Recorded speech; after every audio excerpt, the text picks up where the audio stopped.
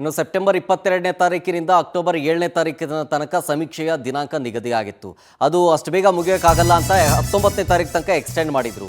ಆದರೆ ಈಗ ನೋಡಿ, ನಿಗದಿತ ದಿನಾಂಕದ ಒಳಗೆ ಸಮೀಕ್ಷೆ ಮುಗಿಯೋದು ಮತ್ತೊಮ್ಮೆ ಡೌಟ್ ಆಗ್ತಾ ಇದೆ.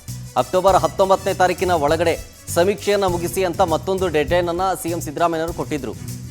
ಆದರೆ GBA ಈಗಲೂ ಎಚ್ಚೆತ್ತುಕೊಳ್ಳಿಲ್ಲ ಅಂತಂದರೆ ಸಮೀಕ್ಷೆ ಮುಗಿಯೋದೇ ಇಲ್ಲ. ದಿನಕ್ಕೆ 4 ಲಕ್ಷ ಮನೆಗಳ ಸರ್ವೆ ಮಾಡಬೇಕು, ಅದು ಅನಿವಾರ್ಯ. ಆದರೆ 5 ದಿನದಲ್ಲಿ ನಡೆದಿರೋದು ಎಷ್ಟು ಗೊತ್ತಾ? ಕೇವಲ 6 ಲಕ್ಷ ಮನೆಗಳ ಸರ್ವೆ. 9 ದಿನಗಳ ಅಂತರದಲ್ಲಿ ನಡಿಬೇಕಾಗಿರೋದು 40 ಲಕ್ಷ ಮನೆಗಳ ಸರ್ವೆ. ಆಗುತ್ತಾ ಇದೆಲ್ಲ? ದಿನಕ್ಕೆ ಸಿಬ್ಬಂದಿಗಳು ಏನಿಲ್ಲ ಅಂತಂದ್ರು 20 ಮನೆಯನ್ನು ಸರ್ವೆ ಮಾಡಬೇಕಾದ ಅನಿವಾರ್ಯ.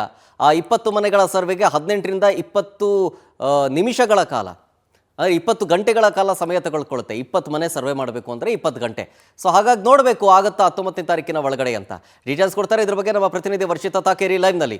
ವರ್ಷಿತಾ, 7ನೇ ತಾರೀಕಿನ ಒಳಗಡೆ ಮುಗಿಸೋಕ್ಕಾಗಲ್ಲ ಅಂತೇಳಿ ಡೆಡ್ಲೈನನ್ನು ಎಕ್ಸ್ಟೆಂಡ್ ಮಾಡಲಾಗಿತ್ತು. ಅದರಲ್ಲೂ ಬೆಂಗಳೂರಲ್ಲಿ ಲೇಟಾಗಿ ಸ್ಟಾರ್ಟ್ ಆಯಿತು ಅಂತ 19ನೇ ತಾರೀಕು ತನಕ ಅಂದರೆ ಸ್ವಲ್ಪ ಎಕ್ಸ್ಟೆಂಡ್ ಮಾಡಲಾಗಿತ್ತು.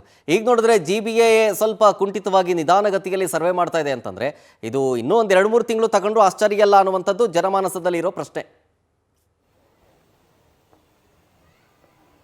ಎಸ್ ಶರತ್, ಯಾವಾಗ ಜಾತಿ ಗಣತಿ ಅನ್ನುವಂಥದ್ದು ಆರಂಭವಾಯಿತು ಅವಾಗ್ಲಿಂದ ಕೂಡ ಅಂದರೆ ಸೆಪ್ಟೆಂಬರ್ 24ರಿಂದ ಆರಂಭವಾದಂತಹ ಈ ಒಂದು ಜಾತಿ ಗಣತಿ ಎಲ್ಲರಲ್ಲೂ ಕೂಡ ಸಂಚಲನ ಮೂಡಿಸಿತು. ಅದರಲ್ಲೂ ಪ್ರಮುಖವಾಗಿ ಬೆಂಗಳೂರಿನಲ್ಲಿ ಬೇರೆ ಬೇರೆ ಜಿಲ್ಲೆಗಳಿಗೆ ಸೆಪ್ಟೆಂಬರ್ 24ಕ್ಕೆ ಸ್ಟಾರ್ಟ್ ಆದರೆ ಅದಕ್ಕಿಂತ ಡಿಲೇ ಆಗಿ ಈ ಒಂದು ನಮ್ಮ ಬೆಂಗಳೂರಿನಲ್ಲಿ GBA ಪ್ರಾರಂಭ ಮಾಡುತ್ತೆ. ಆದರೆ GBA ಅನ್ನುವಂಥದ್ದು ಎಲ್ಲಿ ಈ ಜಾತಿ ಗಣತಿಯನ್ನು ಪ್ಲ್ಯಾನ್ ಮಾಡಿ ಇಷ್ಟರ ಮಟ್ಟಿಗೆ ಇಂಥ ಟೈಮಲ್ಲಿ ಮುಗಿಸ್ಬೇಕು ಅನ್ನುವಂತಹ ಸೂಚನೆಗಳನ್ನು ಕೊಟ್ಟರು, ಸಾಕಷ್ಟು ನೀತಿ ನಿಯಮಗಳನ್ನು ಅನುಸರಿಸಿದ್ರು ಕೂಡ ಕೆಲವೊಂದು ಕಡೆ ಈ ಒಂದು ಸರ್ವೆ ಅನ್ನುವಂಥದ್ದು ತುಂಬ ಹೊರೆಯಾಗ್ತಾ ಇರುವಂಥದ್ದು. ಯಾಕಂದರೆ ಪ್ರತಿಯೊಂದು ಮನೆಗೂ ಕೂಡ 45ರಿಂದ ಒಂದು 50 ನಿಮಿಷದವರೆಗೂ ಕೂಡ ಒಂದು ಮನೆಗೆ ಸರ್ವೆಗೆ ಹಿಡಿತಾ ಇದೆ. ಹಾಗಾಗಿ ಬರೀ 5 ದಿನದಲ್ಲಿ 6 ಲಕ್ಷ ಸರ್ವೆಗಳು, 6 ಲಕ್ಷ ಮನೆಯ ಸರ್ವೆ ಮಾತ್ರ ಅಪ್ಡೇಟ್ ಆಗಿರುವಂಥದ್ದು. ಅದರಲ್ಲೂ ಪ್ರಮುಖವಾಗಿ ಒಂದು ದಿನಕ್ಕೆ ಮಿನಿಮಮ್ ಆದರೂ 4 ಲಕ್ಷ ಮನೆಗಳನ್ನು ಬೆಂಗಳೂರಿನಲ್ಲಿ ಕವರ್ ಮಾಡಬೇಕು ಅನ್ನುವಂಥದ್ದು GBA ಹಾಕೊಂಡಂತಹ ಪ್ಲಾನ್.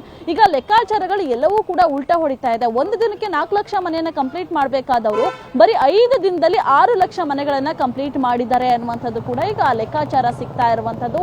ಎಲ್ಲೋ ಒಂದ್ ಕಡೆ ಸಮೀಕ್ಷೆಯನ್ನ ಮಾಡೋಕ್ಕೆ ಹೋಗುವಂತಹ ಸಿಬ್ಬಂದಿಗಳಿಗೂ ಕೂಡ ಸಾಕಷ್ಟು ಹೊರೆಯಾಗ್ತಾ ಇದೆ. ಪ್ರಮುಖವಾಗಿ 60 ಪ್ರಶ್ನೆಗಳು, ಒಬ್ಬೊಬ್ಬರಿಗೂ ಕೂಡ ಒಂದು 60 ಪ್ರಶ್ನೆಗಳನ್ನ ಕೇಳಿ ಆ ಮನೆ ಹೇಗಿದೆ, ಏನು ಮನೆಯಲ್ಲಿ ಏನೇನಿದೆ, ಎಷ್ಟು ಜನ ಇದ್ದೀರಾ, ಜಾತಿ ಯಾವುದು, ಜೊತೆಗೆ ಆಸ್ತಿ ಎಷ್ಟಿದೆ, ಪ್ರತಿ ಒಂದರ ಕೂಲಂಕುಷವಾಗಿ ಡೀಟೇಲ್ಸ್ ಅನ್ನ ತಗೊಳ್ತಾರೆ.